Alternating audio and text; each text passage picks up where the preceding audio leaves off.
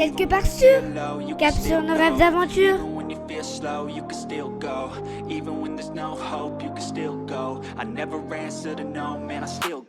Salut, moi c'est Mike, un passionné de trail running, d'aventure et d'entrepreneuriat. Il y a quelques années, je pesais 100 kg. Aujourd'hui, et avec plusieurs ultra-trails de légende à mon actif, je partage mon goût pour les défis et le dépassement de soi en créant du contenu sur le site, la chaîne YouTube et le podcast Quelque part sûr. J'ai envie de vous aider à repousser vos limites et à développer votre mindset pour vivre vos rêves. C'est pour ça que je pars à la rencontre d'amateurs, d'influenceurs et de pros sur des courses et des aventures de malades, ou plus simplement autour d'un micro. Depuis 2022, la communauté grandit et vous pouvez m'aider à la développer encore. Abonnez-vous, likez, commentez et partagez mes contenus pour que d'autres en profitent à leur tour. Allez, c'est parti, enfilez vos baskets, on met le cap sur nos rêves d'aventure. On parle souvent de la crise de la quarantaine, ce moment où l'on se réveille avec une question simple. Est-ce que je suis vraiment à ma place ? Certains attendent ce choc pour changer de vie, pour oser bifurquer, pour enfin écouter ce qui les appelle. Rémi Pitaval, lui, n'a pas attendu la crise.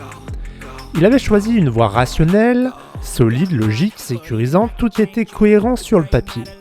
Mais il manquait l'essentiel, l'alignement. Alors il a décidé de faire un choix fort, se consacrer pleinement à la montagne. Trail, ski, alpinisme et aujourd'hui, il réalise les courses nécessaires pour se présenter au probatoire de guide de haute montagne. Cet épisode, c'est une conversation sur le courage d'agir avant la crise, sur la responsabilité que cela implique et sur ce que ça change vraiment de décider d'y aller maintenant. Allez, chaussez vos crampons, on met le cap quelque part en haute montagne. Hello. Salut Mickaël. Salut Rémi, tu m'entends bien ? Ouais, nickel, toi aussi ? Ouais, impeccable. Bon, Parfait. on a le soleil avec nous aujourd'hui. Ouais, ça fait plaisir là, cette semaine. On a du monde du coup. Ouais. Alors toi, on a échangé brièvement pour les auditeurs, on a échangé brièvement du côté de LinkedIn parce que tu portes un projet qui est très très intéressant dans le cadre du podcast. Est-ce que tu peux nous en dire un petit peu plus ? Ouais, je communique sur LinkedIn depuis le début de l'année, en effet, sur un projet qui mature depuis plusieurs mois, de devenir guide de haute montagne. Ok. Et puis plus généralement, de pratiquer les activités outdoor qui me passionnent depuis longtemps. Mais t'es qui, toi ? Tu es basé à la Mecque de l'alpinisme des guides de haute montagne, puisque tu es du côté de Cham. Tu y vis et tu y habites depuis longtemps ? Non, ça fait pas très longtemps ça fait 2 ans que j'ai pris en ancrage plus ou moins parce que je fais les saisons en refuge autour de Chamonix.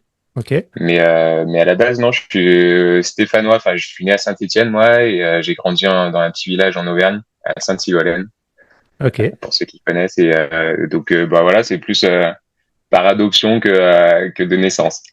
Ok. D'autres collines, d'autres montagnes. Ouais, un peu moins haute, mais où on peut Un jouer peu aussi, moins. ouais. Ouais, il y a un beau terrain de jeu. Tu m'as dit rapidement que tu étais trailer également. Est-ce qu'il y a d'autres sports que tu pratiques ? Bah, la montagne, d'une manière générale, on va dire. Moi, j'ai commencé par la rando, et je suis pas d'une famille de montagnards où on n'avait pas l'habitude forcément de pratiquer ces activités. Donc moi, le plus facile, c'est le plus accessible, c'est la rando. Je pense que pour mon premier salaire, quand je devais avoir 16 ou 17 ans, je me suis acheté une tente et un duvet et je suis parti crapahuter un peu en montagne. Et puis après, j'ai commencé de vouloir courir dans les descentes et j'ai découvert qu'il y avait le trail qui existait et ça m'a fait marrer. Et puis au fur et à mesure, puis l'alpinisme, c'est venu un peu après parce que c'est une discipline qui est quand même assez fermée quand on connaît personne qui en fait. Moi, ça me passionnait, mais j'avais personne pour m'y tirer. Et dès que j'ai eu des premiers copains, j'ai 2 copains qui m'ont vraiment initié à mettre des crampons. Là, c'était parti. Oh, mais ça grimpe ici. Les premiers sports, alors peut-être des crosses, des choses de ce type à l'école ? Même pas. Enfin, oui, j'ai fait des crosses à l'école comme tout le monde, quoi. Mais à l'époque, j'étais vraiment pas dans la compétition. Ok. Et même pour tout te dire, moi, je faisais du tennis de table au Ok. début jusqu'au lycée, en gros. Donc vraiment rien à voir. Et la compétition, c'est venu vraiment bien après, quoi. C'est pendant le Covid que moi, j'ai commencé à vraiment m'entraîner. Et, euh, et ouais, je fais mon premier trail, c'était le trail des Calanques, 58 bornes en 2021 ou 2022. Ok. Et voilà, j'ai pris goût, mais c'est assez récent, quoi. Donc Saint-Élion, tu n'y as pas encore goûté. Pas encore, ça va venir. C'est peut-être. Plus pour l'aventure que pour. Enfin, moi, le trail, il faut quand même qu'il y ait un peu de dénivelé. Et, la Saint-Élion, ce sera plus pour l'aventure que pour le parcours en lui-même, même Ok. s'il me tient à cœur. Ok. Ok. Ok. Trail des Calanques, tu nous en parles un petit peu. C'est ton premier trail. Tu parles tout de suite sur un. Tu m'as dit le format 50 et quelques. Ouais. Qu'est-ce qui fait qu'on passe de, je vais dire pas, peut-être pas de rien, mais de 0 à 50, il y a un gap hein, quand même. Ouais, après, moi, j'ai jamais fait de compétition, mais ça, je le faisais pas régulièrement. Mais voilà, les sorties montagne, il fallait que ça dure un peu parce que moi, c'est ce qui me plaît. Et j'ai vite compris que j'étais pas le plus rapide de la bande. Et que par contre, quand ça durait un peu, ça m'intéressait et du coup, c'était assez logique. Et au contraire, maintenant, enfin voilà, ça fait 4-5 ans que je fais des formats un peu plus longs Ok. et j'ai envie de bah voilà de me challenger de plus en plus à l'entraînement sur des formats plus courts et de m'entraîner sur des choses plus courtes aussi. Ok. Qu'est-ce qui, dans ce premier trail, t'a marqué? Qu'est-ce que tu retiens en termes de difficultés, de découvertes, qui vont te servir par la suite? Bon, déjà, c'était un gros kiff, hein. Je vais pas te le cacher parce que franchement, courir tout seul, bah, j'adore, mais courir avec l'engouement d'une course, même si voilà, c'était une petite course, il y avait pas énormément de participants, mais dans un massif hyper sauvage et ouais, j'ai découvert un esprit que je connaissais pas et qui m'a beaucoup plu. Après sur la pratique en elle-même, moi d'une manière générale, ce qui me plaît dans le long et dans le trail long, et c'est pour ça que j'ai envie de voilà de continuer de pratiquer ce sport, c'est qu'il y a toujours des passages à vide. Je me rappelle à un moment donné là sur un ravito avec un gars que j'avais rencontré maintenant qui est devenu un copain. Peut-être à 15 bornes de la fin où vraiment j'étais à plat, je m'assois sur une chaise au ravito et ça voulait plus quoi et bon, il me tire, on fait un quart d'heure, 20 minutes ensemble et puis je le repasse devant et puis après c'était reparti et en trail, bah, je pense que tous ceux qui font du long, ils connaissent cette sensation de ouais, de se dire là c'est mort quoi, c'est fini, je vais jamais terminer et puis de laisser passer 1 heure et puis que ça revient et c'est reparti. Ah, on est bien, Tintin, on est bien. À contrario, est-ce que tu as déjà goûté ou expérimenté des sensations où tout va bien, tu déroules ta meilleure partition, tu es dans un état proche de ce qu'on appelle l'état de flow? Est-ce que c'est des choses que tu connais, que tu as connues? Ouais, ça, bah, mais pas sur aussi long, quoi. Ouais, Sur des courses jusqu'à 5-6 heures, ouais, j'ai déjà eu des courses où ça se passait tout bien, on va dire, où on a l'impression qu'il y a rien qui peut nous arriver. Après, moi, enfin, faut remettre les choses dans leur contexte. Je pratique à un niveau quand même très amateur, hein, donc voilà, ça arrive mais je pense que c'est plus sur des passages de course que je ressens vraiment cet état-là ok, et qui donne envie d'y revenir, ouais. ok. Donc 2021, j'allais dire, tu mets des dossards et comment se fait la conversion vers l'Alpi, vers cette envie d'aller explorer la montagne différemment et qu'est-ce que tu fais professionnellement à cette époque? Bah, du coup, il y a deux questions. Peut-être que je commence sur le Comme tu début veux. de l'Alpi, et puis après. Je jette les questions et puis tu te débrouilles. Bah, le début de l'Alpi, moi, c'est une histoire un peu assez marrante en fait. C'est un peu un hasard. Enfin, moi, ça me titillait depuis longtemps, Ok, sans que je connaisse vraiment ce que c'était que la haute montagne.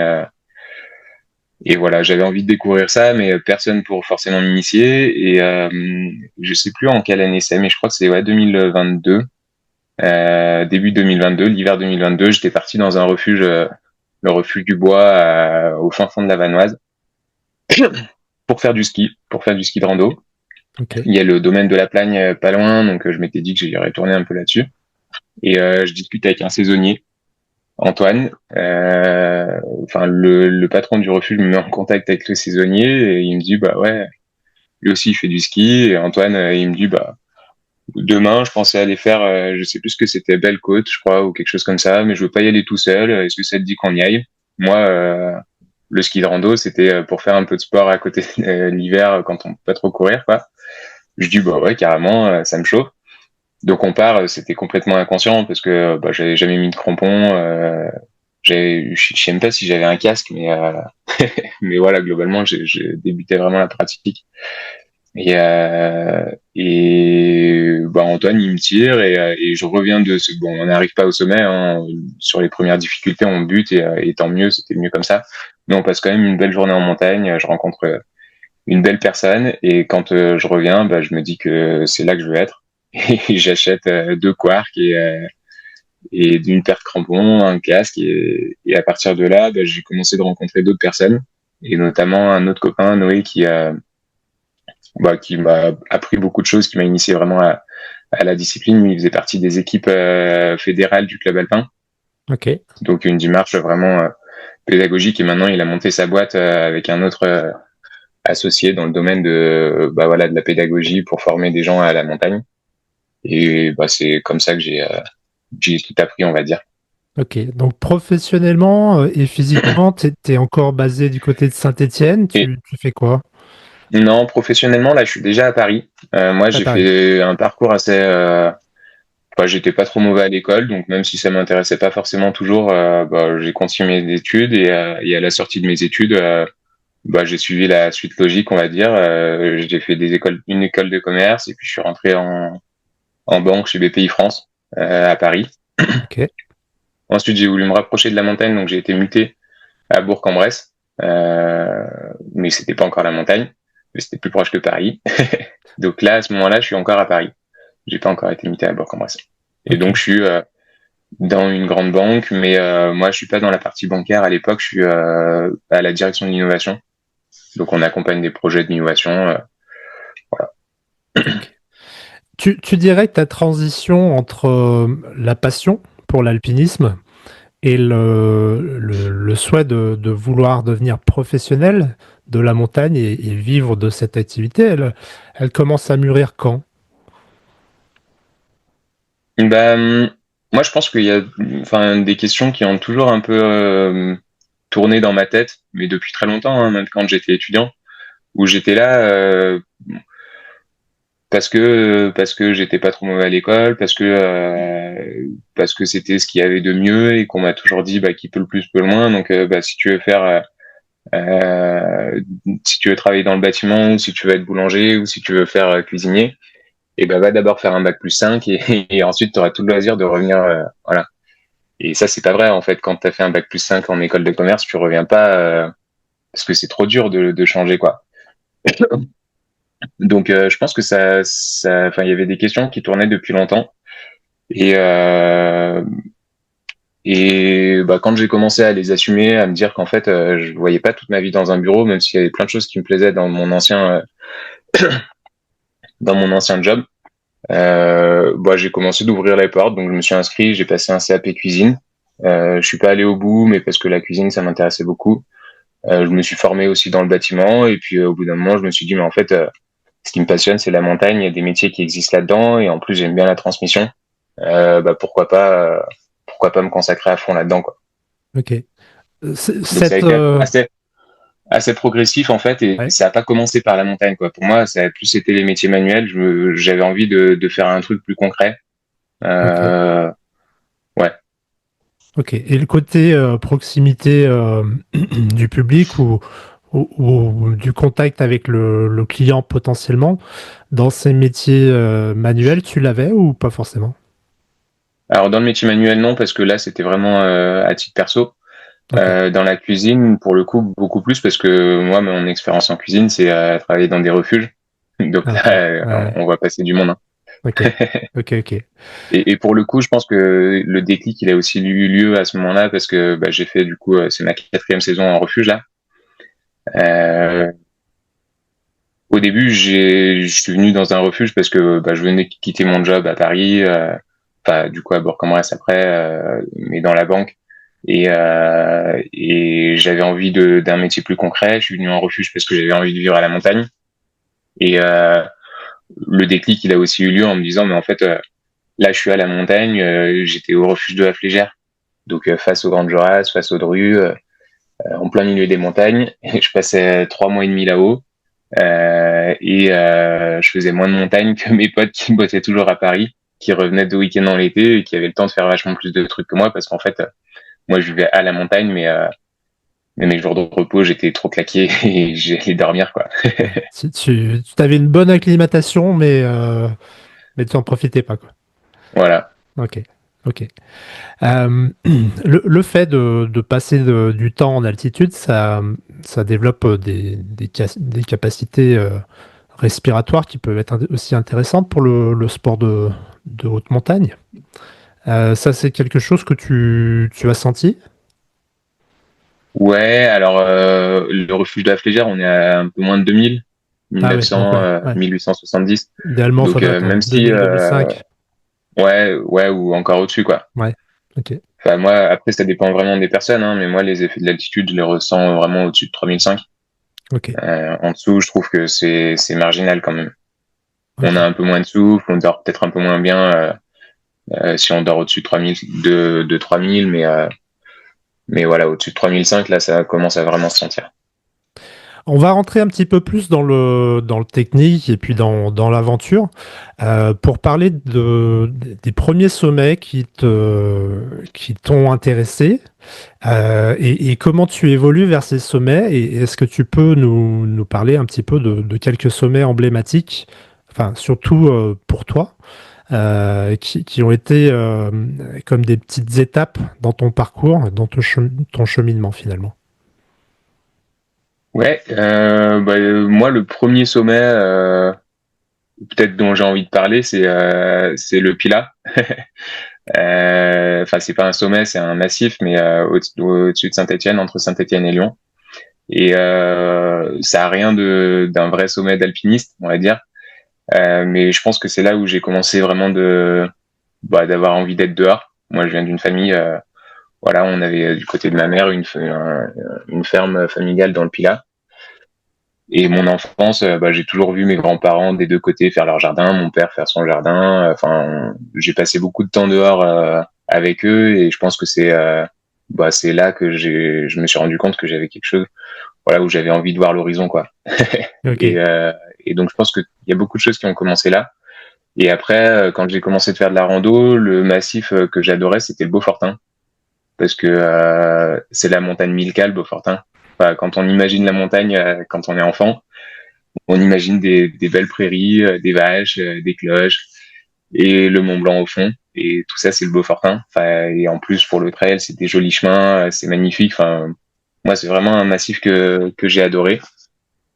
C'est pas pour rien que François Daen et Jim Wemsley sont installés dans le Beaufortin Ouais, également. Ça montre sa naissance, complètement. c'est de la montagne très vallonnée, quoi.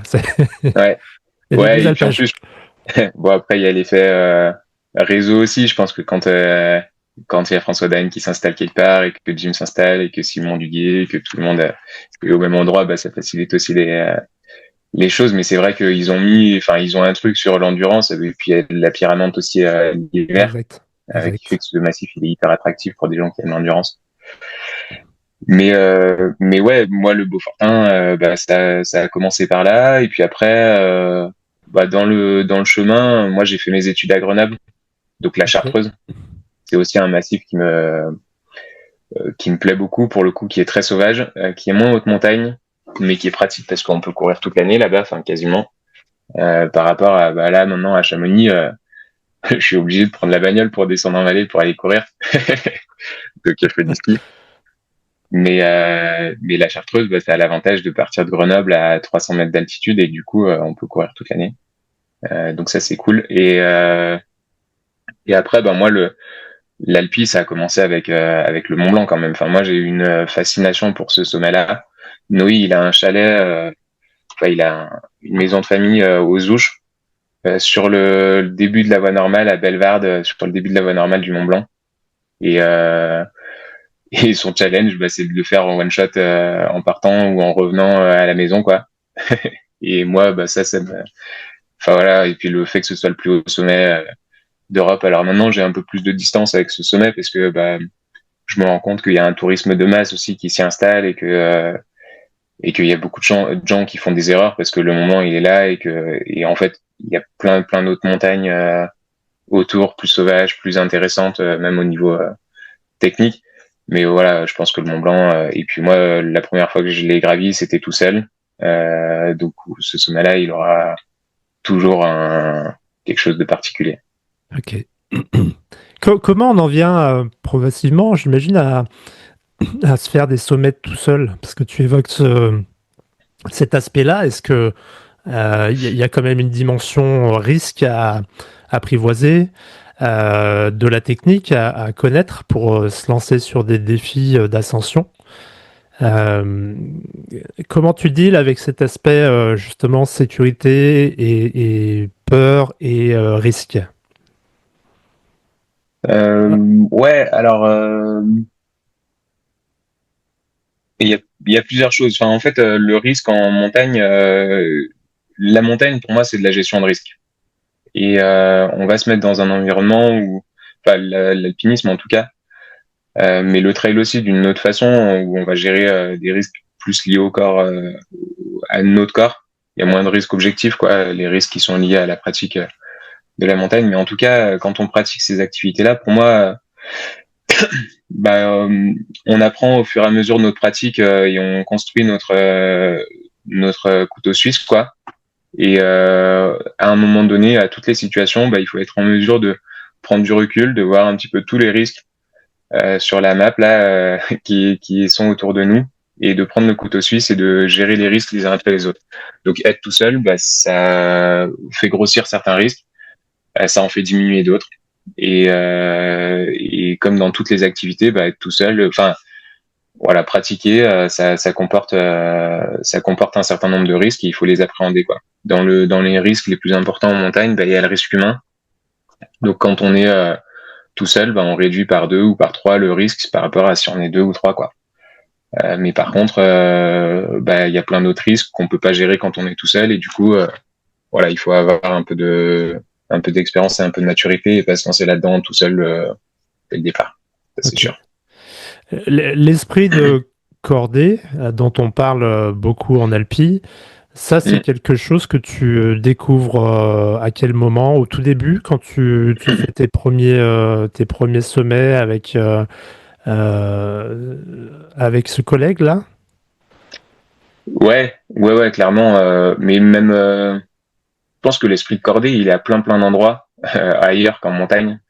Et il est matérialisé en montagne parce qu'il y a vraiment la corde qui nous relie. Mais je pense que quand on est, je sais pas, en entreprise ou avec des gens qui nous tirent vers le haut, bah en fait, ils ont pas une corde. Enfin, la corde, elle est imaginaire, quoi, mais elle est quand même là. Et c'est sûr qu'en montagne, bah, elle est physiquement là. Donc moi, les premières sorties que je fais avec Noé, où il y a la corde qui nous relie, je connais absolument rien à la gestion de risque, je connais pas grand-chose à la montagne et à ce qui peut m'arriver, mais le fait qu'il y ait cette corde, et ben ça me rassure et, et voilà, je suis aveuglément, quoi, et je suis prêt à lui faire confiance parce qu'il est là, quoi. Donc ouais, l'esprit de cordée, c'est ça. D'ailleurs, en montagne, il y a des moments où on s'encorde juste pour le psychologique, hein. Enfin, il faut peut-être pas dire ça, mais dans une grande pente de neige, c'est du solo à deux, hein. La corde, elle est là parce qu'on a l'habitude de mettre la corde en montagne, mais s'il y en a un qui chute,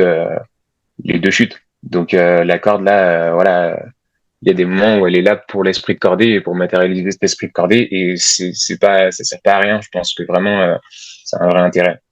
Ok. Il y a ce gain de confiance qu'on peut avoir quand on est la personne qui découvre l'activité ou qui a un niveau moins élevé qu'on peut avoir. Comment cette confiance, parce que t'es à l'autre bout de la corde à cette époque, Mm. dans l'avenir, on te le souhaite, tu seras de l'autre côté.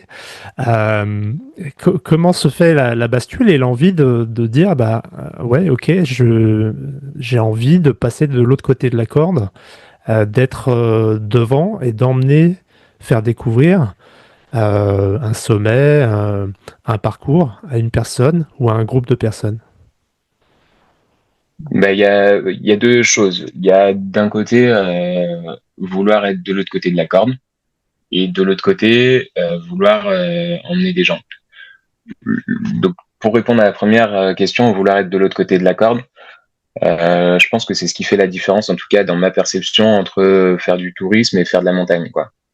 Être second, et ben on peut être second et faire des trucs hyper durs et hyper ambitieux comme challenge sans avoir une grosse expérience de la montagne. S'il y a quelqu'un devant, et d'ailleurs il y a des guides qui emmènent pas des novices, mais des gens ou des amateurs qui emmènent leurs potes dans des trucs sur lesquels ils ont clairement pas le niveau, mais parce que eux ils gèrent devant et qu'ils emmènent, ouais, ils traînent leurs potes. C'est hyper cool, hein. Ça permet de partager des choses. Enfin, je suis pas du tout en train de dénigrer ça et de toute façon, il faut passer par là et je suis passé par là aussi. Mais à un moment donné, moi, j'avais envie aussi d'être autonome et de pouvoir être devant et de faire de la montagne avec la personne avec qui je partais et pas le suivre, quoi. Ok. Donc ça, c'est la première chose. Et après, vouloir emmener des gens en montagne, bon, je pense que moi, je me rappelle des étoiles que j'ai eues dans les yeux les premières fois où je suis parti en montagne. Et, euh, et j'ai envie de faire vivre ça à des gens. Et là, bah, cette année, j'ai donné des cours. Enfin, j'ai expérimenté le fait d'être prof dans mon domaine d'avant. J'étais prof de finance en licence et dans un domaine qui me plaît aussi, mais rien à voir avec la montagne. Et j'ai adoré ça parce que bah, quand on a l'impression de faire passer des gens de 0 à 1 ou de 1 à 2, enfin selon leur niveau, mais en tout cas d'avoir débloqué le niveau et de dire mais en fait elle a compris, quoi. Ben, ça, c'est quelque chose, je trouve ça mais tellement gratifiant et ça permet aussi de prendre beaucoup de recul sur sa pratique à soi, quoi, et de voir, bah voilà, en fait, ouais, de prendre du recul, quoi. Ok. Tu dirais qu'il y a beaucoup justement sur cet aspect-là, il y a une partie technique, mais est-ce qu'il n'y a pas finalement beaucoup plus de choses qui se jouent dans la tête au niveau de la personne qui vient pour recevoir la formation ou l'encadrement et qui permet de passer à un ou à deux? Ouais, c'est sûr, bah un état d'esprit. Et de toute façon, c'est un état d'esprit. Enfin, il y a un équilibre qui est assez difficile à trouver quand on fait de la montagne entre suffisamment d'audace, on va dire, pour aller dans un endroit où on n'est pas censé être, quoi. Tu vois, quand tu vas te mettre dans des goulottes ou dans des cascades de glace où il y a tout qui te tombe sur la gueule, tu te prends des spin drift ou des trucs froids dans le dans le col de la veste et la montagne, elle te fait comprendre que t'as rien à foutre ici, quoi. Et tu vas quand même parce que t'as acquis l'expérience et t'as acquis ce qu'il te fallait pour passer. Je pense que ce niveau d'audace là, de dire bah, en fait je peux y aller, c'est important. Et en même temps, il faut pas confondre voilà l'audace et la témérité, quoi. Où il faut avoir beaucoup d'humilité en montagne parce que par rapport à beaucoup de disciplines, l'exercice il pardonne pas et si tu fais une faute, tu peux avoir des gros problèmes, quoi. Ok. Alors, petite aparté, est-ce que je suis tombé tout à fait par hasard sur cette data hier. Est-ce que tu connais à peu près le chiffre moyen, le coût moyen d'une intervention en montagne pour des secours? J'ai vu passer, il y a le gros débat là en ce moment, donc c'est dans les 10 000 euros, non, quelque chose comme ça. Ouais, exact. C'est 10 780 euros par intervention. Donc, ce qui est quand même Mhm. conséquent et Mhm. qui prête à réflexion aussi sur le niveau. Alors, il y a de plus en plus d'interventions en montagne. Euh, et, et, euh, et ça pose un vrai question de la technique suffisante ou la formation, en tout cas, des personnes qui veulent se lancer dans l'aventure et qui parfois sont pas accompagnés. Mm. Toi, Ouais, mais Ouais, vas-y. tu vois, par rapport à ça, il y a un débat là en ce moment. Je pense que c'est ça que tu as dû voir passer, mais sur est-ce que les secours doivent rester gratuits ou pas, parce que c'est un coût qui est énorme. Et je suis d'accord que c'est un coût qui est énorme, mais en fait, je suis pas sûr qu'il y ait moins de prétendants à la montagne si on rend les secours payants. C'est juste que les secours, ils seront pour ceux qui ont les moyens de les payer, quoi. Et du coup, on crée une différence là. Et moi, enfin, je suis plutôt partisan le débat de dire, est-ce qu'on rend les secours gratuits ou payants? C'est le faux débat, en fait. Pour moi, le vrai challenge, c'est de former les gens et de faire en sorte qu'il y ait moins de secours. Parce qu'aujourd'hui, la pratique de la montagne, en gros, et d'ailleurs, moi, j'étais dans ce dilemme-là, hein, soit tu as quelqu'un de ta famille qui peut t'emmener, et dans ce cas-là, tu vas découvrir gratuitement, ce qui n'est pas le cas de 90% de la population, 95% de la population. On est d'accord. Pour les autres, soit tu as les moyens de payer un guide, soit tu vas dans les associations, et le CAF, moi, je m'y investis, maintenant, je vais m'y investir en tant qu'encadrant pour essayer de pratiquer, de faire découvrir la montagne à des gens, mais les CAF, les clubs alpins, d'une manière générale, ils sont surchargés parce qu'il y a beaucoup plus de demandeurs que d'encadrants. Et du coup, c'est pas facile, quoi, de découvrir la montagne. Donc, pour moi, le vrai challenge, il est là, quoi. Il est dans la formation et comment on va accompagner les gens à se former au risque de la montagne, quoi. Tu Ok. vois, pour te donner un exemple, là, on a beaucoup parlé de la neige ces dernières semaines. Il y a plein de gens qui vont en montagne et qui se disent, c'est bon, j'ai mon DV Appel sonde dans le sac, je suis safe, quoi. Et en fait, le DV Appel sonde, c'est le dernier recours. C'est quand tous les autres trucs, tous les autres indicateurs et toute notre connaissance de la montagne, de la neige, de l'analyse de tous les risques, on l'a loupé et qu'on se retrouve quand même coffré. Et c'est le dernier truc qui va peut-être nous permettre de nous sauver. Que les copains vont permettre de nous sortir de là. Ouais. Et j'ai l'impression que les gens, en fait, le DV Appel sonde, ils voient ça comme, c'est bon, je suis en sécurité, alors que pas du tout, c'est juste le truc de dernier recours, quoi. Ouais, C'est le parachute, si tu veux, si l'avion se crache.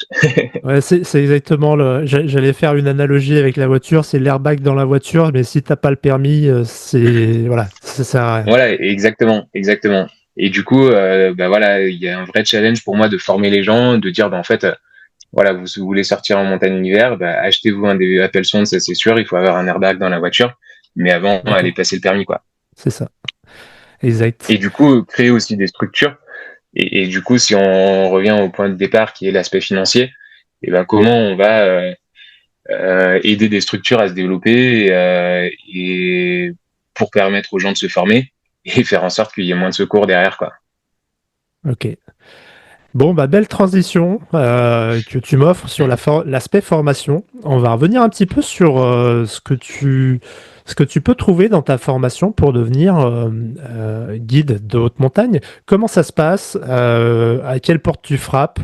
Et comment ça s'articule dans le temps pour toi? Alors, pour devenir guide de haute montagne, déjà, le diplôme de guide, c'est un diplôme d'État qui se passe à l'ENSA, à Chamonix, à l'École nationale de ski et d'alpinisme.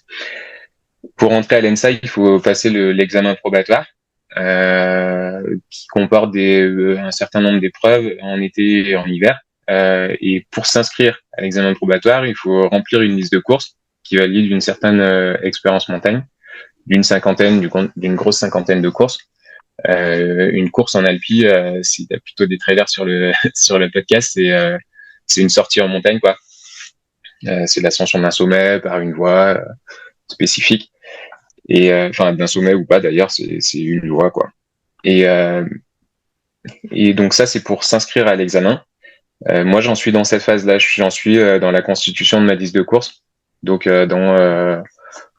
voilà, aller vers l'examen qui va me permettre de rentrer à l'école pour devenir guide. Donc c'est le tout début du process, hein, quand je communique là-dessus, plus moi aussi pour assumer ce projet-là que parce que je suis en train de le toucher, quoi. Ok. Mais On est dans une phase une tranche de la formation à peu près similaire. Alors, toute proportion gardée, moi, je travaille pour devenir accompagnateur en montagne. Et sur le même principe d'accès à la formation, il y a des épreuves. Et pour prétendre à ces épreuves, à participer à ces épreuves, il y a donc la liste de randonnées. Là, pour le coup, c'est Mhm. des randonnées hivernales ou randonnées estivales, enfin, hors terrain enneigé, on va dire. Et j'en suis à peu près dans la même démarche que toi à ce niveau. Ouais. Comment ça Je crois s'articule Ouais, vas-y. Ouais.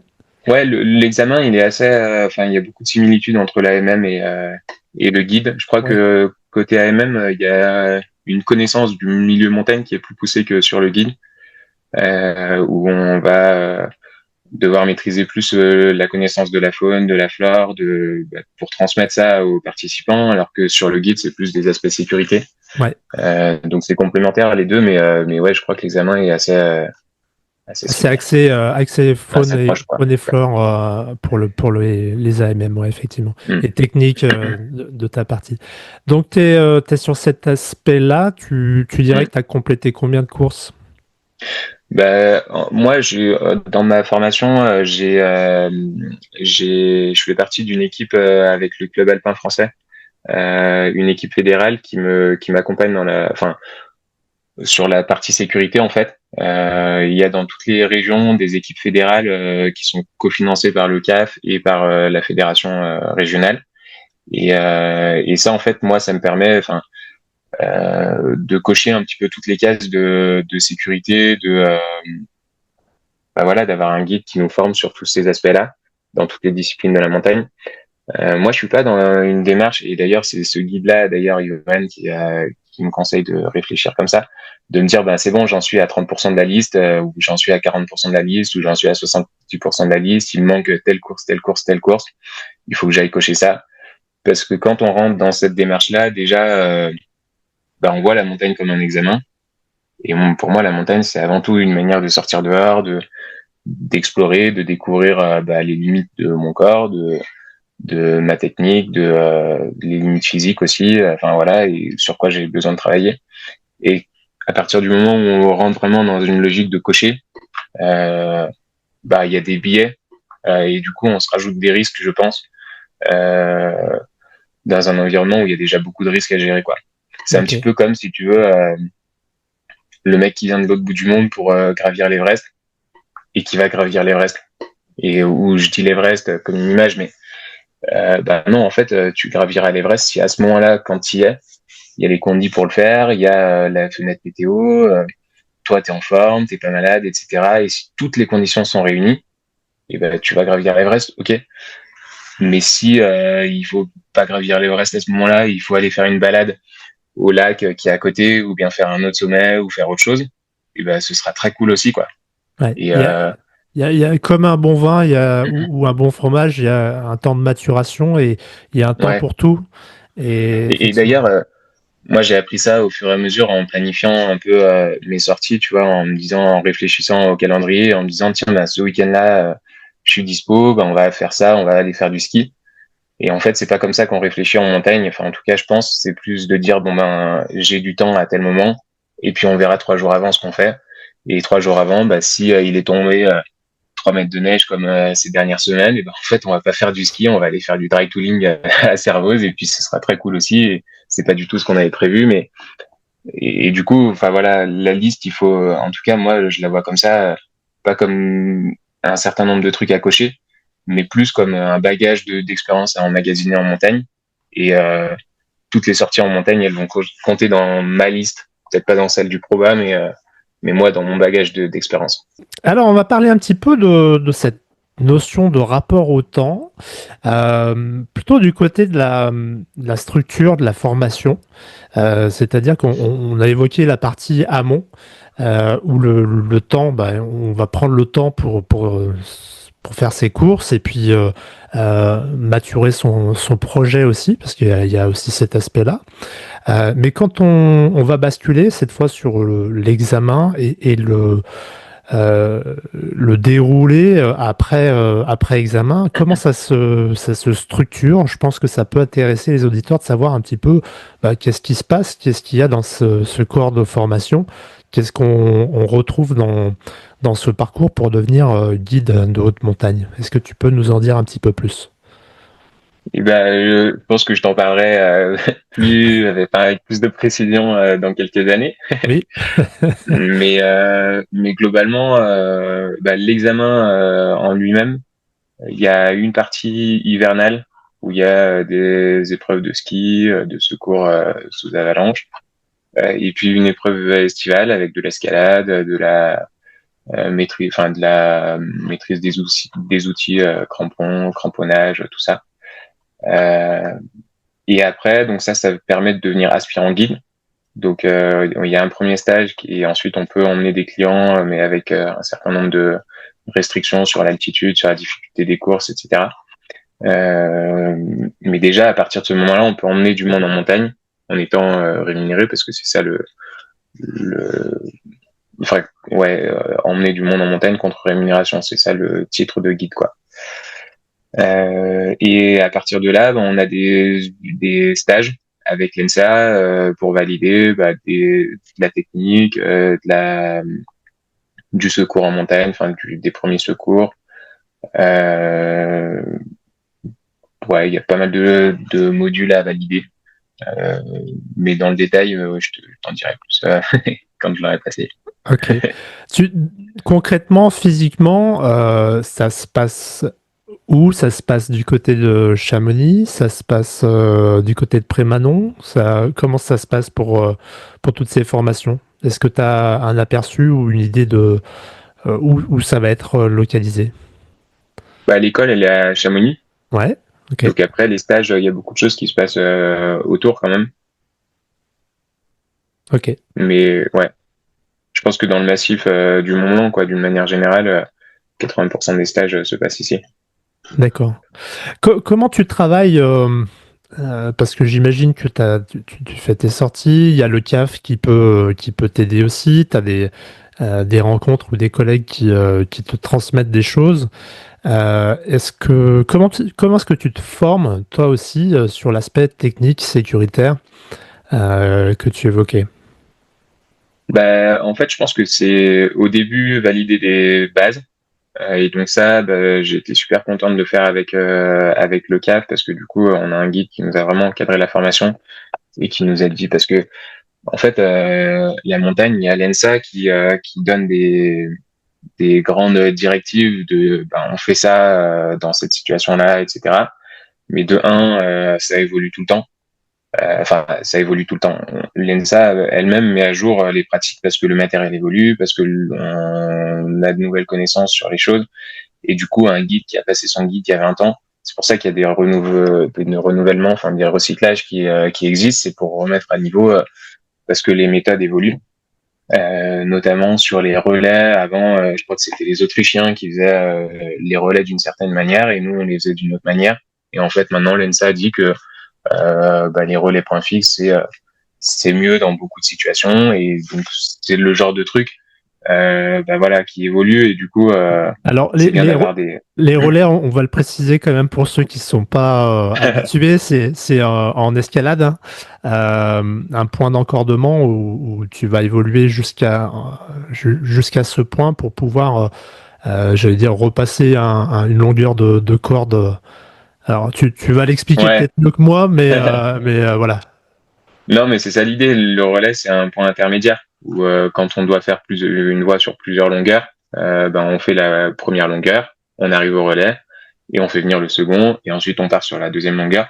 Donc le relais, c'est l'endroit où on est en sécurité, on est censé être en sécurité ou on doit être en sécurité parce que c'est le moment où les deux alpinistes vont être encordés sur le même point ou sur les deux mêmes points. Enfin, il y a un relais, c'est toujours sur au moins 2 points. Mais voilà, si le relais pète, les deux meurent, quoi. Alors que, ou en tout cas, les deux tombent. Alors que quand on est dans une voie, s'il y a un point qui pète, il y a le point en dessous qui nous retient et le point encore en dessous et puis le relais en bas, quoi, si jamais. Donc le relais, il faut qu'il soit béton, quoi. Un relais, et d'ailleurs, ouais, c'est le point le plus important et le plus stratégique qu'il faut maîtriser en alpinisme. Et ça, les méthodes de faire le relais, elles-mêmes, elles évoluent. Donc, tu vois, c'est important d'avoir une formation avec des méthodes, et parce qu'il y a aussi des gens en montagne qui pratiquent chacun avec leur truc. Et la montagne, c'est aussi beaucoup de bricolage, faut le dire. Et un bon alpiniste, je pense que c'est un bon bricoleur, un mec qui est capable de se débrouiller un peu dans toutes les situations. Mais c'est bien d'avoir quand même un socle technique et de connaissances à la base pour évoluer en sécurité. Ok. Une question qui me vient comme ça. Est-ce que tu as un ordre d'idée sur la répartition homme-femme dans le métier de guide de haute montagne? Ou est-ce que c'est des choses que tu n'as pas encore appréhendées? C'est une bonne question, et honnêtement, j'ai pas de chiffre précis, Ok. mais je sais que la proportion est quand même très très majoritairement masculine. Ouais. J'ai une copine qui qui a passé le Proba là cette année, qui l'a pas eu, qui va le repasser l'année prochaine. Euh, mais globalement, ouais, il y en a une ou deux ou trois par promo, quoi. Mais ça change, ça évolue parce que il y en a de plus en plus, et puis qui communiquent, et puis le monde de la montagne aussi se féminise. Enfin, se féminise. Il y a de plus en plus de femmes qui le pratiquent. Je pense qu'il y a 10 ans, il n'y avait pas beaucoup de filles qui faisaient de l'alpinisme. Donc ça change, et enfin c'est cool, quoi. C'est nous dans notre équipe Alpi du groupe Espoir là, on était à peu près autant de filles que de garçons. Au CAF, il y a aussi les groupes alpinistes féminins, les GAF, qui justement travaillent pour emmener plus de filles en montagne. Et ouais, c'est cool. Ok. On a parlé de la dimension sécuritaire, on a parlé de cette ouverture homme-femme dans le milieu de la montagne. Il y a un sujet qui est au cœur du métier de guide de haute montagne, qui est celui du changement climatique ou des évolutions climatiques. Alors, de fait, le métier est lié à la météo, hein, mais dernièrement et depuis quelques dizaines d'années, il y a un impact réel sur l'évolution ou les amplitudes de température en montagne qui ont un impact sur la pratique. Est-ce que tu peux nous en parler un petit peu, nous donner un petit peu ton ressenti par rapport à ça et comment ça impacte le métier de guide? Ouais, alors c'est sûr que ça a un gros impact. Moi, j'ai pas encore assez de recul dans ma pratique pour le voir de mes propres yeux, mais c'est sûr qu'il y a des endroits. Tu prends le livre des 100 plus belles de Rébuffat dans le massif du Mont Blanc, je pense que tu en as un tiers qui sont plus praticables aujourd'hui parce que les voies se sont effondrées ou parce que les glaciers sont trop ouverts et du coup les voies sont plus accessibles. Quand on est à Chamonix, c'est sûr qu'on le voit, hein. Enfin, les glaciers qui remontent, la mer de glace, chaque année, il y a 10 marches de plus à monter, et ils ont fait le nouveau téléphérique là qui descend vachement plus bas, et déjà il y a 100 marches en dessous pour accéder au téléphérique. Enfin voilà, c'est des indicateurs un peu objectifs qui montrent que c'est sûr qu'il y a de moins en moins de glace dans les Alpes. Après, il y a un adage qui dit change ce que tu peux changer, accepte ce que tu peux pas changer, et la maturité de faire la différence entre les deux, ça c'est quelque chose. Enfin, bien sûr qu'il il faut s'engager, il faut essayer de protéger ce qu'on peut protéger au maximum, mais enfin, je crois pas. En tout cas, moi, je crois pas qu'à titre individuel, j'ai un impact énorme là-dedans, et du coup, il faut voir les nouveaux risques que ça engage, et du coup, essayer de composer avec ça, et pas voir les choses comme une contrainte, mais les voir comme des nouveaux challenges, quoi. La pratique de la montagne, c'est pas que les glaciers, il y a plein de choses qui se font, il y a des rochers qui sont en très bon état. Ouais, il faut emmener les gens là-dedans, quoi. Ok. Est-ce qu'il y a Et typiquement, Ouais.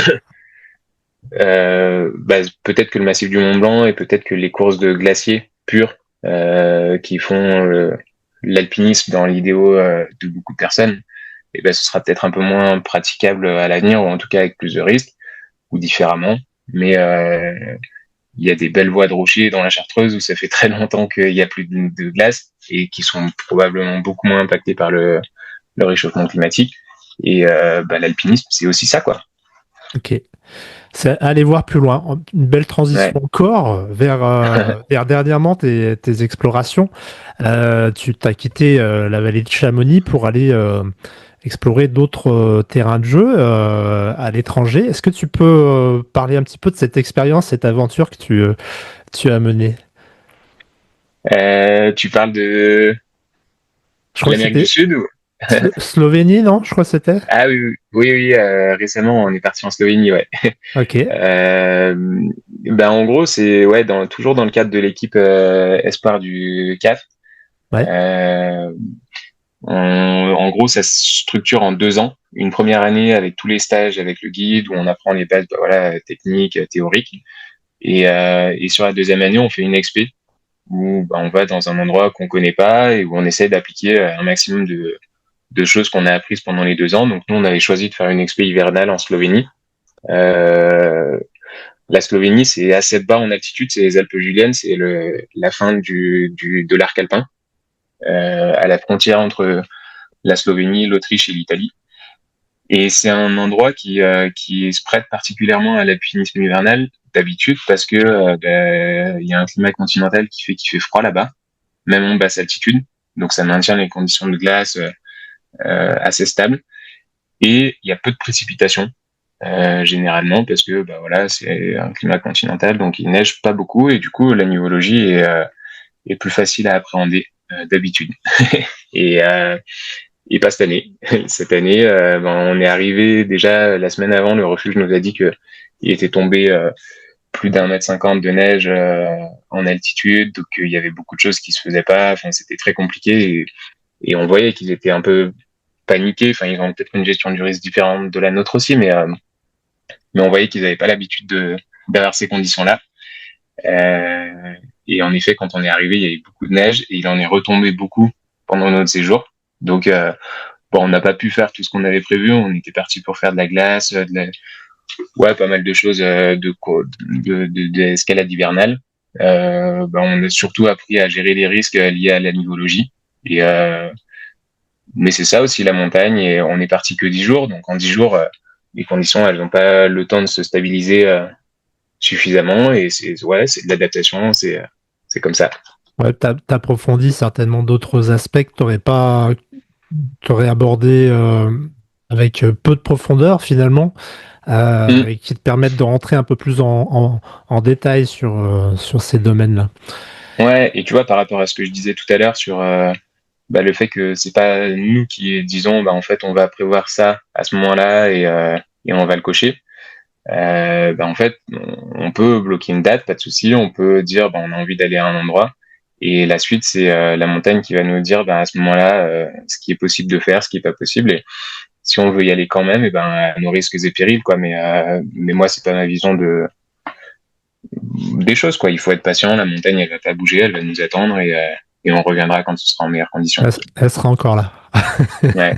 Et d'ailleurs, ça fait une petite transition peut-être sur autre chose, mais sur l'échec, tu vois, moi, le voyage en Slovénie, je le vois pas comme un échec en tant que tel, même si on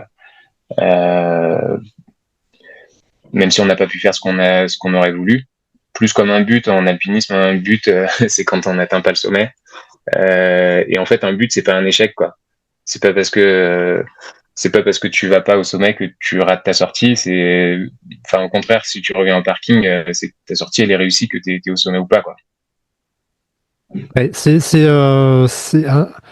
je crois que c'est un vieil alpiniste qui t'avait dit ça ou un vieux guide. Ouais, ouais, un guide quasiment, au tout début que je faisais de la montagne, il y avait un guide qui m'avait dit mon métier c'est pas d'emmener les gens au sommet, c'est de les ramener au parking. Et en fait, c'est ça, on part, on a une forme physique, un bagage de connaissances, des conditions quand on est sur le parking au départ, et puis ça évolue au fur et à mesure de la course.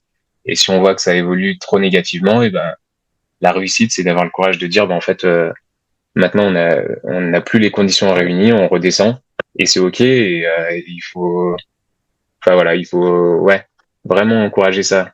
je pense. Ok, cette Pour prise de durer, en tout cas. recul, cette prise de recul pour durer et puis accompagner les gens Et, sereinement, quoi. et nous, il y a un truc qu'on a mis en place dans l'équipe et que je repratique maintenant à toutes mes fins de sortie, mais c'est le débrief de fin de sortie, Ouais, où on essaye de voir un petit peu ce qui a marché, ce qui a pas marché, ce qu'on a appris autour d'une bière, c'est sympa. Et ça, c'est vraiment important, je pense, et surtout quand on prend un but, de comprendre pourquoi on a pris le but. Et, euh, et parfois, on peut arriver au parking et se dire, mais en fait, peut-être qu'on a été trop timide et qu'on aurait pu continuer. Et il faut le dire aussi, quoi. C'est pas grave, parce que la prochaine fois, ça pourra peut-être nous permettre d'aller un peu plus loin. Mais vraiment, si on a un doute à un moment donné, pas hésiter à en parler, parce que il y a des moments, c'est un peu ce truc d'ego, de se dire, mais en fait, si c'est moi qui dis on fait demi-tour, ce sera de ma faute et ce sera moi qui ai, enfin voilà, qui ai pas eu le courage d'y aller.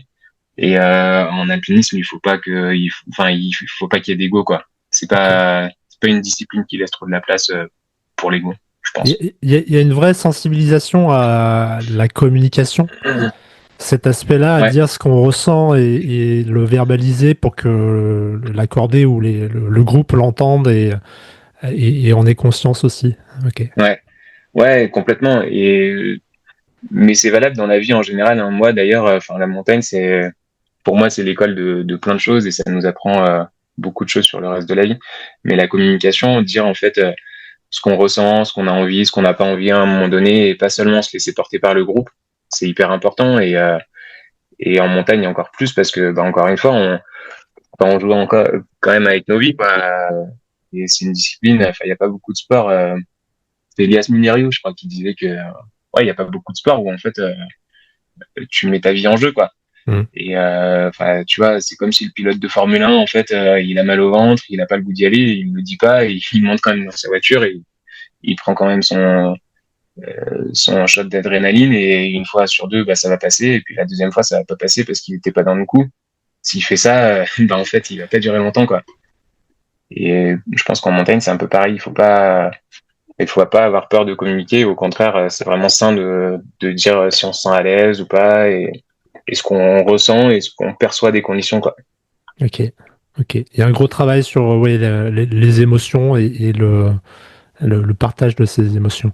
Est-ce que Ouais. Ouais, et tu... puis il y a aussi et d'ailleurs, pour faire le petit parallèle avec on parlait de partir en solitaire tout à l'heure. Euh, En fait, la difficulté de partir en solitaire, c'est justement de devoir tout voir soi-même. Parce que une course en montagne, ça peut durer 10, 12, 15 heures et être attentif pendant 15 heures. C'est pas forcément évident. Et c'est pour ça que c'est bien d'être deux ou trois parce que ce que nous on va pas voir, les autres vont le voir, quoi. Et inversement, nous on va voir des choses que les autres vont pas forcément voir. Et si on communique pas, en fait, ça sert à rien d'être à plusieurs. On a le temps de partir en solo parce que on continuera de voir chacun notre truc de notre côté, quoi. Alors, il y a un petit piège là-dessus en trail, hein. Ouais, Je l'ai vécu. C'est de te dire, OK, les autres sont plus alertes sur la trace, sur l'itinéraire. Et en fait, tout le monde se repose les uns sur les autres et il n'y a personne qui a checké. ouais, Euh, ouais, donc, complètement. c'est aussi dans ces moments-là de dire, OK, les gars, je me mets un petit peu en veille. Je compte Mm. sur vous à ce moment-là et puis prenez le relais sur. Alors, toi, dans ton domaine, c'est peut-être plus l'aspect sécuritaire et encore que itinéraire. Ouais, mais l'itinéraire complètement, ça rentre dedans, hein. Ouais, Et, euh, et c'est des petites choses, hein. C'est pas forcément, enfin, tu vois, pas besoin non plus de sortir des grandes théories ou de sortir la carte à chaque virage. Mais c'est juste dire, ah ben tiens, c'est bien par là, ça suffit. Et si l'autre il sait pas, et ben il va le dire. ouais, Et du coup, si on a le moindre petit doute, et en montagne, voilà, il y a les méthodes que l'ENSA nous apprend sur la gestion des risques, ça se passe comme ça, avec des méthodes très théoriques. Et sur le terrain, il y a l'application de ça, et c'est juste une petite phrase qui peut peut-être ouvrir si jamais il y a un doute sur d'autres choses, quoi. ok, ok. C'est bien la mise en pratique, je vais dire, quasi immédiate, hein. Et dans ces Ouais, formations, il y a, je pense, les deux qui permettent d'élever le niveau et de mettre sur le marché des professionnels. Parce que ouais, c'est de ça dont on parle, c'est quand une personne va prendre un guide ou une course, Le premier aspect, c'est l'aspect sécurité qui est découverte dans un deuxième temps, mais je pense que l'aspect sécurité, c'est quand même ce qui donne envie de prendre un guide. Hmm. Ouais, complètement. Ouais. Tu peux nous parler un petit peu de comment tu comptes articuler ta saison 2026, les prochaines aventures, ce que tu as dans le pipe, ce que tu as comme envie pour 2026 ou plus tard, hein. Ouais, bah, il y a pas mal de projets en 2026. Moi, du coup, ça va être la première saison où je me consacre à 100% à la montagne. Euh, et en fait, c'est pas facile d'articuler ça parce que bah, plus on a de temps et plus on a de trucs à faire, j'ai l'impression. Donc, j'ai mis du temps à structurer un petit peu tout ça. Moi, j'ai pas envie de laisser tomber le trail parce que c'est quelque chose qui me plaît beaucoup aussi. Et qui m'apprend des choses sur la compréhension de mon corps. Enfin, moi, je pense que c'est vraiment de la découverte, le trail dans un environnement, alors plus ou moins aseptisé, mais en tout cas dans un environnement où moins risqué quand même. Enfin, quand on est sur des sentiers de trail, On est d'accord. on est dans un environnement moins à risque que quand on est en haute montagne. Et pourtant, il y a des choses. Se retrouver au bout de 20 heures de course en montagne, ben, ça peut nous arriver. Et du coup, c'est bien de l'avoir expérimenté avant sur des sentiers de trail pour pouvoir le remettre en pratique derrière. Donc moi, le trail, je le vois vraiment comme quelque chose qui m'apprend à me connaître en vue après de me lancer dans des expériences plus grandes. Euh, et du coup, bah, cette année, il y aura beaucoup de trails. J'ai pas mal de courses là au printemps qui sont prévues avec bah, un gros objectif. Moi, ça va être mon premier ultra. Je vais prendre le départ de la TDS en août. Excellent. Donc, ouais, premier gros objectif.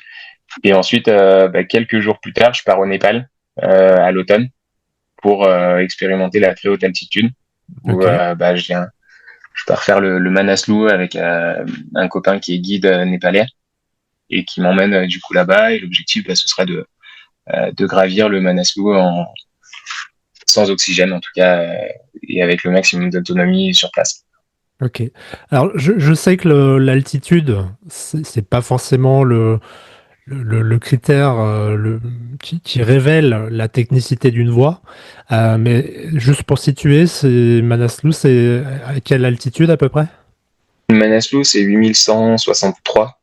Ah Donc oui, c'est le huitième sommet du monde et c'est au-dessus du 1000. Donc globalement, on est sur de la très haute altitude. ok. Après, en effet, enfin, l'altitude n'a rien à voir avec la technicité de la voie, quoi. C'est deux Ouais. choses complètement distinctes. Hum, Plus c'est en altitude, plus ça va rajouter de la difficulté à la voie. Mais l'Everest est probablement beaucoup moins technique que pas mal de voies dans les Alpes qui sont à 3000 ou à 4000, quoi. Ouais, bien sûr. D'ailleurs, c'est enfin c'est un truc qu'il faut vraiment comprendre, c'est deux choses différentes. Et quand je parlais tout à l'heure de l'ensemble des risques, et ben l'altitude ça fait partie des risques parce que au-dessus de 7005 on peut pas survivre éternellement, donc notre temps est compté là-haut, mais au titre que plein d'autres risques, que les chutes de sérac, que l'isolement, que le froid, que les avalanches, les crevasses, enfin il y a plein de risques à gérer et ça c'est un des nombreux risques. C'est un risque qui est plus perceptible parce que du coup bah c'est quantifié. Alors que les sérac, on peut pas dire bah, en fait le risque il est à 8000. Enfin tu vois c'est plus dur à quantifier. Donc c'est plus facilement compréhensible comme niveau de risque, mais c'est un risque parmi les autres quoi. Ok. On va se projeter un petit peu au-delà de 2026 et potentiellement sur le fait que tu décroches un jour ce Graal qui est le diplôme de guide de haute montagne. Euh, Ta vision ou ton envie d'accompagner des personnes en montagne et ta carrière de guide, tu la vois comment? Tu la vois où? Est-ce que c'est en France? Est-ce que c'est à Chamonix? Est-ce que ça peut être à l'étranger? Comment on pourra, si tu obtiens ce diplôme, te solliciter à l'avenir? Bah, c'est une bonne question parce que le guide, en effet, enfin, il y a plein de façons de le vivre. Euh, je crois que c'est d'abord un métier d'indépendant avant d'être un métier de montagne. Enfin, c'est un métier d'entrepreneuriat. Le guide, L'activité, c'est d'emmener des gens en montagne, mais il y a plein de façons de faire ça parce que la montagne, c'est hyper vaste comme terrain de jeu, et qu'en plus, dans la pratique, ça peut être enfin, emmener des gens sur des sommets faciles et accumuler des courses, c'est une façon de vivre le guide et de voir la chose. Faire plus de pédagogie et de former des gens à l'autonomie, c'est une façon de voir la chose aussi. Emmener des groupes à l'étranger ou faire des expéditions à l'étranger, c'est une façon de voir la chose. Et puis ça peut être aussi ne pas emmener des gens, mais pratiquer l'alpinisme pour soi et du coup être professionnel. Et il y a plein de guides qui sont aussi dans cette démarche-là, et je pense de plus en plus avec l'essor des marques, etc. Enfin, il y a un gros débat aussi là-dessus, mais l'arrivée de plus en plus de marques et d'argent entre guillemets dans l'alpinisme, et ben ça va aussi permettre à de plus en plus d'alpinistes de vivre de leur pratique, un peu comme dans le trail il y a eu d'ailleurs il y a quelques années. Donc c'est aussi une manière de voir le guide. Il y a aussi les secouristes en montagne, qui sont pour la plupart des guides, ou en tout cas s'ils le sont pas quand ils arrivent, on les incite à passer le guide ensuite, le PSGHM notamment. Bah voilà, ça fait un éventail de possibilités, et moi je me positionne pas pour le moment parce qu'il y a plein de trucs qui m'intéressent. Le secours en montagne, ça m'intéresse énormément. La pédagogie, ça m'intéresse énormément. Et on verra pour le moment, chaque chose en son temps. Je pense qu'il faut pas toujours réfléchir dans le but, mais plus, bah voilà, savourer un petit peu le chemin, quoi. Ouais, Et moi, le chemin, pour le moment, j'aime bien ça, et on verra où ça me mène, mais pour le moment, j'ai envie de me concentrer là-dessus. Ok, ça va s'affiner avec le temps. Voilà, c'est ça. Et avec les rencontres, avec les opportunités aussi, tu vois. Ouais, on verra, quoi. Pour le moment, j'ai vraiment envie de passer du temps en montagne et de progresser, et la transmission, ce sera dans un second temps. Ok. Je te propose un petit exercice.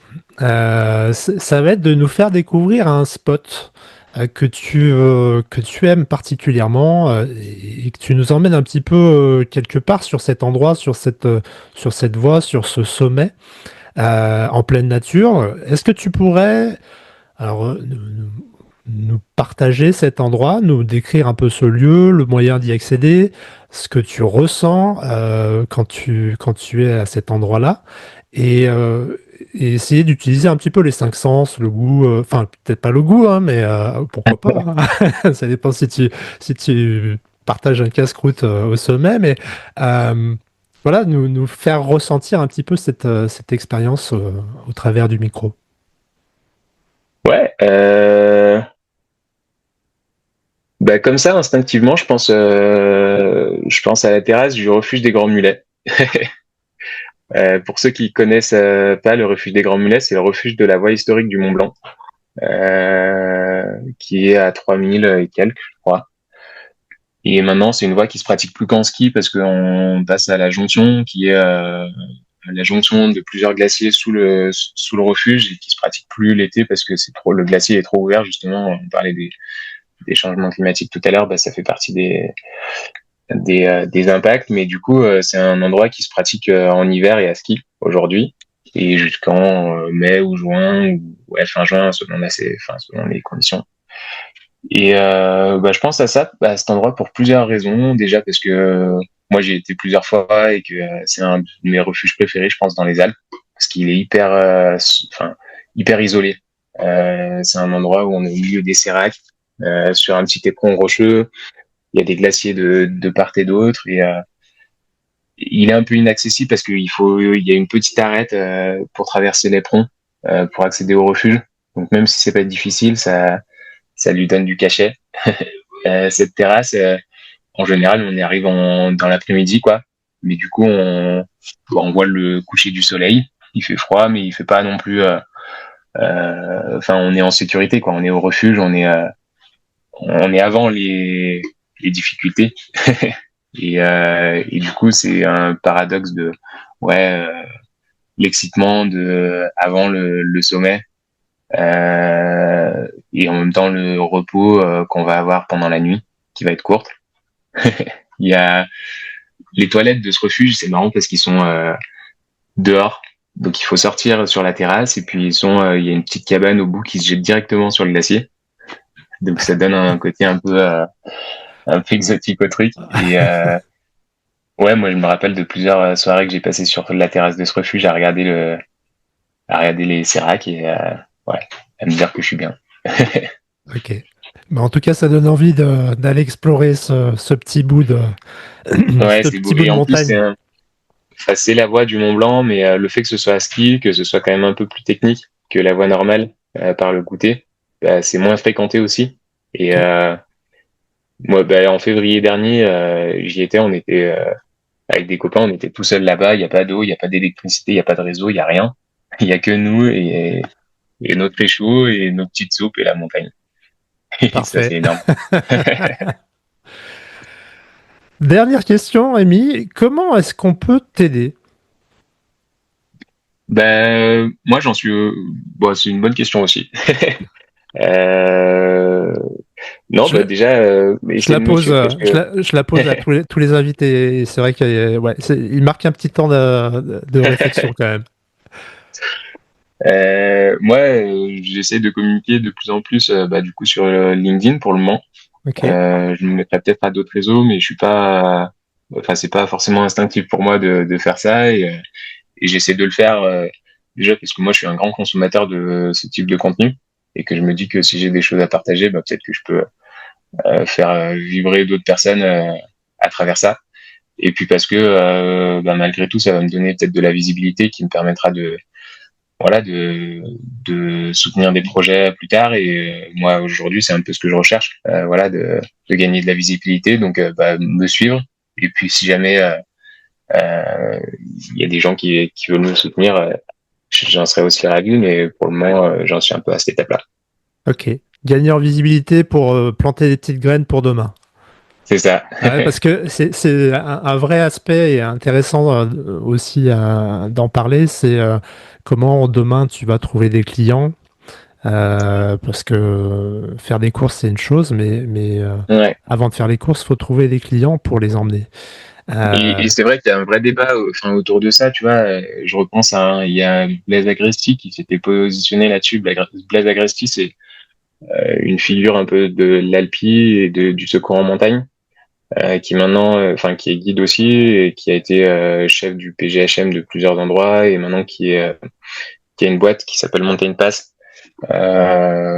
où il accompagne des entreprises à travers l'esprit de cordée, à travers les valeurs de la montagne, dans le cadre de team building ou de conférences, de plein de choses. Et il avait fait un post sur la montagne sous influence où il posait un peu le débat, où il disait, ben, en fait, est-ce que euh, on peut tout exposer sur la vitrine publique, sur ce qu'on fait en montagne et tout, et parce que habituellement, c'est un milieu qui est plutôt où la pudeur est un peu mise en avant, tu vois. En montagne, on n'aime pas trop communiquer. Euh, et je sais pas, j'ai pas la réponse de est-ce qu'il faut tout communiquer ou pas. Il y a des gars qui vont très loin dans la communication, des Mathis Dumas, des Benjamin Védrine, et moi je trouve ça à la fois génial parce que moi je suis hyper consommateur de ce contenu-là, et en même temps ça interroge parce que du coup on fait aussi la promotion du risque, de voilà, de plein de choses qui peuvent amener d'autres débats comme bah, les secours qui sont de plus en plus nombreux et voilà. Ok. Il y a une vraie responsabilité hein, dans le Ouais, métier de ouais, guide. complètement, ouais. Ouais. Et Et d'où, ça encore une va. fois, Ouais. l'importance de la pédagogie et aussi là-dedans de savoir garder la mesure des choses et de prendre du recul et de pas en faire trop. Ok. Ok. Mm. Très très bien. Bon, en tout cas, merci beaucoup pour cet échange. Ça intéressera, je pense, une partie de l'audience et toutes celles et ceux qui se posent des questions sur le métier de guide et qui aimeraient peut-être euh, se projeter sur cette voie ou qui avaient simplement besoin de découvrir un petit peu ce métier ou les formations de guide pour se rassurer et se dire, bah tiens, oui, j'ai besoin d'un guide demain pour ma prochaine course. Je vais pas y aller tout seul ou toute seule. Je Mm. vais faire confiance à une personne qui est professionnelle, qui connaît la montagne, qui connaît le Mm. milieu et avec qui je vais pouvoir atteindre mon prochain objectif ou pourquoi pas une aventure. Merci à toi, puis j'espère qu'on aura l'occasion de se croiser, je pense, du côté de Cham, avec grand plaisir. Avec grand plaisir. Bah, merci à toi pour l'invitation en tout cas. Allez, à bientôt, bonne À journée. bientôt. Ouais, Salut. toi aussi. Si vous êtes encore là, c'est que vous avez aimé cet épisode. La bonne nouvelle, c'est que j'en ai d'autres en stock. Alors abonnez-vous maintenant, likez et commentez pour faire vivre et grandir notre communauté. Et si vous représentez une marque, une entreprise ou une course, sachez que je cherche des partenaires pour mes futurs défis sportifs. Alors n'hésitez pas à proposer des choses et à me contacter via les réseaux sociaux de Quelque part sûr. Je vous dis à très bientôt pour mettre le cap sur nos rêves d'aventure. Even when you feel low, you can still go. Even when you feel slow, you can still go. Even when there's no hope, you can still go. I never answer to no, man, I still go.